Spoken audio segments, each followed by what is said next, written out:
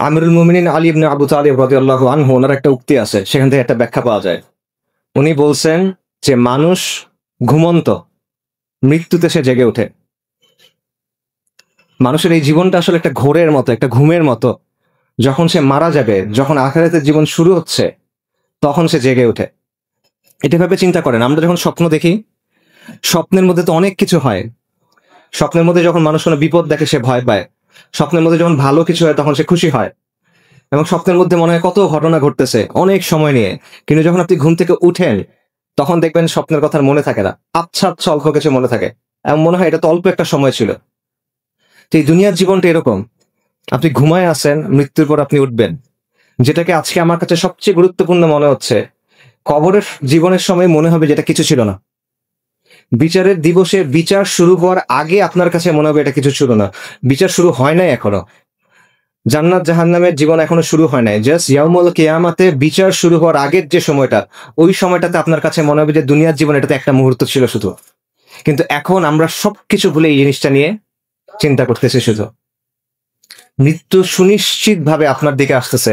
আল্লাহ সুবহানাহু ওয়া তাআলা কোরআনে বলছেন যে মৃত্যু এমন একটা জিনিস যেখান থেকে পালানোর কোনো সুযোগ নাই, মৃত্যুর পাকড়াও থেকে বের হওয়ার কোনো সুযোগ নাই। সূরা নিসাতে আল্লাহ বলছেন, তোমরা যেখানেই থাকো না কেন, মৃত্যু তোমাদের অবশ্যই পাকড়াও করবে, যদিও তোমরা সুউচ্চ সুদৃঢ় দুর্গের মধ্যে থাকো। বুরুজিম মুশাইয়াদা, অনেক বড় একটা দুর্গ, অনেক লম্বা, মানুষ উঠতে পারে না, লাভ নাই, মৃত্যু ওইখানে এসেও আপনাকে ধরবে। এবং এই কারণে বারবার মৃত্যু সম্পর্কে আল্লাহ আজ্জা ওয়া জাল আমাদের কোরআনে সতর্ক করে দিয়েছেন, বারবার মনে করা দিয়েছেন যে তোমরা মৃত্যু নিয়ে চিন্তা করো, মৃত্যু আসতেছে। বারবার তিনি আখিরাতের কথা বলছেন যে এটা তোমার আসল জীবন, এটার জন্য তুমি প্রস্তুতি নাও, তোমার জন্য একটা পরীক্ষা আসতেছে। আল্লাযী খালাকাল মাউতা ওয়াল হায়াতা লিয়াবলুয়াকুম আইয়ুকুম আহসানু আমালা। আল্লাহ মৃত্যু এবং জীবনকে সৃষ্টি করছেন, আল্লাহ যাচাই করে দেখবেন এই জন্য যে কে আমলে উত্তম।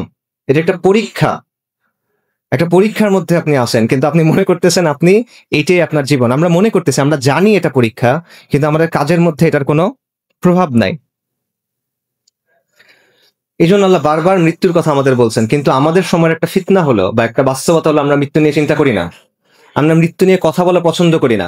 মৃত্যু নিয়ে যখন কেউ কথা বলে, এটা আমাদের কাছে পছন্দ হয় না।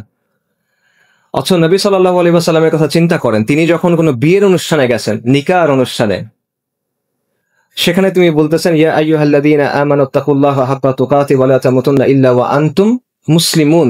সেখানেও তিনি এই আয়াত পড়তেছেন যে তোমরা মুসলিম না হয়ে মৃত্যুবরণ করো না।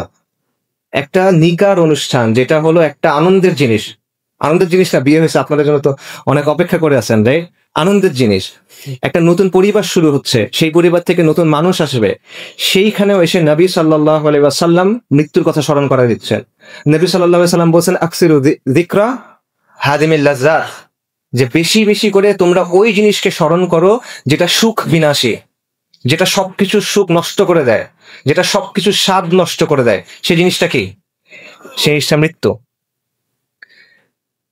কেন এটা বারবার বলা হচ্ছে? কারণ এভাবে আপনি আখিরাতের জন্য নিজেকে প্রস্তুত করবেন, নইলে পারবেন না। যখন মৃত্যুকে কথা চিন্তা করবেন, যখন আখিরাতটা আপনার কাছে বড় মনে হবে, তখন আপনি আমলের দিকে যেতে পারবেন, তখন আপনি গুনাহ থেকে সরে আসতে পারবেন, তখন আপনি দুনিয়ার যে প্রতারণা, এখান থেকে দূরে সরতে পারবেন।